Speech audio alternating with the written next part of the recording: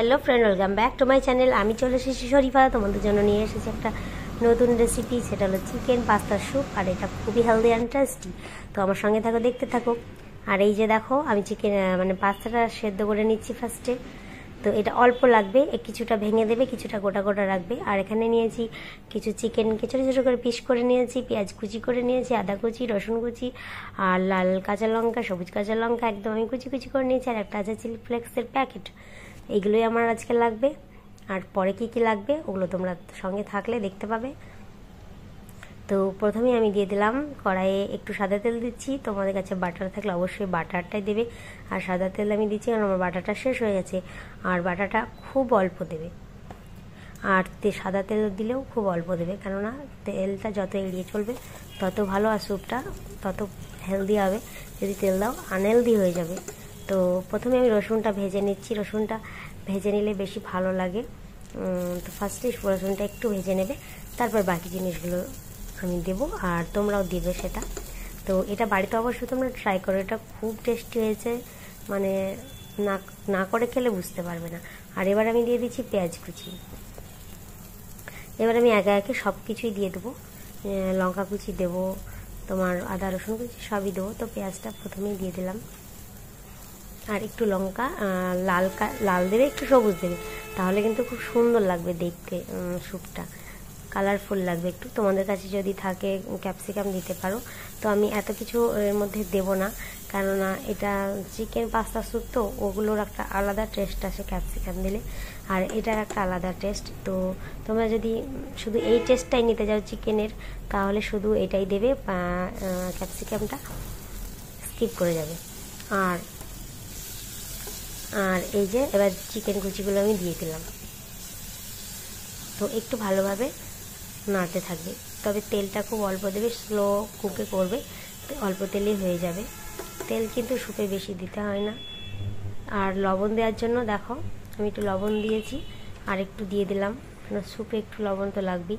আর লবণ দেওয়ার জন্য একটু জল বেরিয়েছে, তো জলটা আমি একটু টেনে এনে হালকা একটু নেড়ে নিচ্ছি। খুব বেশি ভাজবে না, পেঁয়াজগুলোও ভাজবে না, আর চিকেনটাও ভাজবে না। স্যুপের জিনিসগুলো খুব বেশি ভাজলে ভালো লাগবে না খেতে, হালকা হালকা সব কাঁচাই থাকবে, পেঁয়াজগুলো আধা আধা আধা ভাজা থাকবে।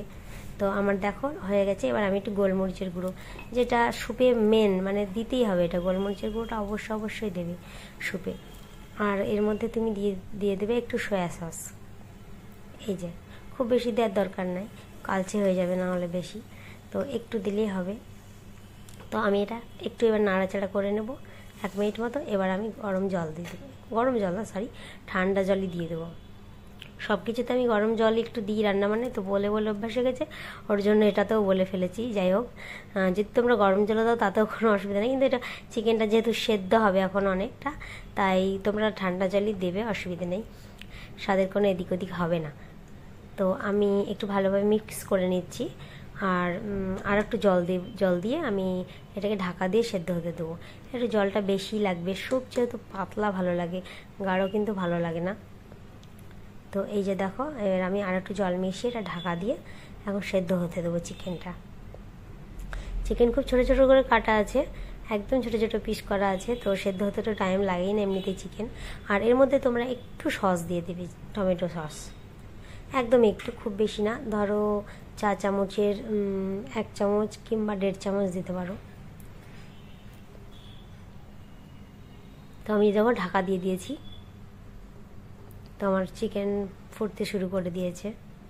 আর এদিকে আমি একটু কর্নফ্লাওয়ারটা গুলে নিই। তো এই দেখো বাটিতে একটা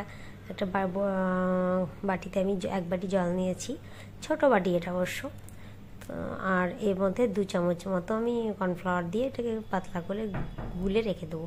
আর কর্নফ্লাওয়ারটা কিন্তু খুব বেশি দেবে না, তাহলে স্যুপ একদম গাঢ় হয়ে যাবে, একদম বিচ্ছিরি লাগবে খেতে, একদম বোঝাই যাবে না যে এর মধ্যে কর্নফ্লাওয়ার দেওয়া আছে, এইরকম পাতলা থাকবে, না হলে কেমন একটা চ্যাটচেটে ভাব, ভালো লাগে না খেতে।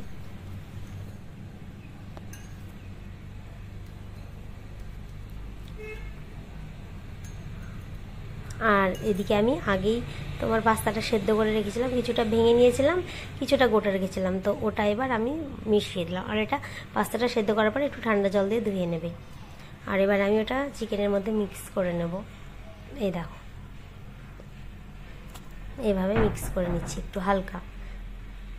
চিকেনটাও সেদ্ধ হয়ে গেছে, মিক্স করে নিয়েছি। এবার আমি কর্নফ্লাওয়ারটা আর একবার মানে চামচ দিয়ে নাড়িয়ে নিলাম, কেননা তলায় বসে যায় এটা কর্নফ্লাওয়ারটা। তো এবার আমি চিকেনের মধ্যে এটা দিয়ে দিলাম, আর আমি একটু ভালোভাবে এটা মিক্স করে নিচ্ছি। আর একটু চিলি ফ্লেক্স দিচ্ছি। আর হ্যাঁ, যেটা আমার দেখানো হয়নি, হালকা তোমরা একটু চিনি দেবে, 4 চামচের 8 চামচ মতো চিনি দিয়ে দেবে। আর চিলি ফ্লেক্স দিলাম। তোমরা কিন্তু মানে যারা বেশি একটু ঝাল খেতে চাও তারা কিন্তু একটু বেশি করে কাঁচা লঙ্কা দেবে। আর চিলি ফ্লেক্সটা শুধু একটু ওপর থেকে দিয়ে দেবে, কেননা এটা দেখার শো। চিলি ফ্লেক্সটা না বেশি না খাওয়াই ভালো, কাঁচা লঙ্কা খেলে কোনো ক্ষতি নেই। তো কাঁচা লঙ্কাটা তোমরা বেশি করে খেতে পারো স্যুপের মধ্যে দিয়ে। তো এই যে ফুটে গেছে, এই লাস্টবেলায় একটু আমি লেবুর রস চিপে দিলাম। আর আমি কিচ্ছু দেবো না, এবার আমি সার্ভ করব বাটিতে।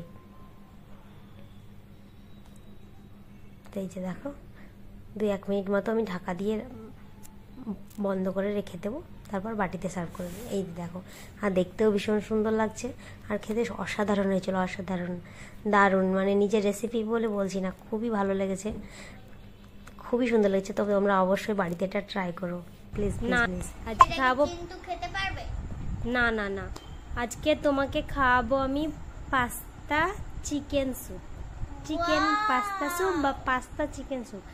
তো চলো, তোমার জন্য নিয়ে চলে এসেছি আমি। তো খাও আম্মু। ওয়াও, অনেক টেস্টি, পুরো মোমো স্যুপের মতো। এটা কিন্তু আমি নিজে নিজে ট্রাই করেছি আজকে পাস্তা দিয়ে। কেমন লাগছে পাস্তা দিয়ে স্যুপটা? হেভি। ঠিক আছে, চলো তাহলে তুমি এগুলো খাও এখন। তোমরাও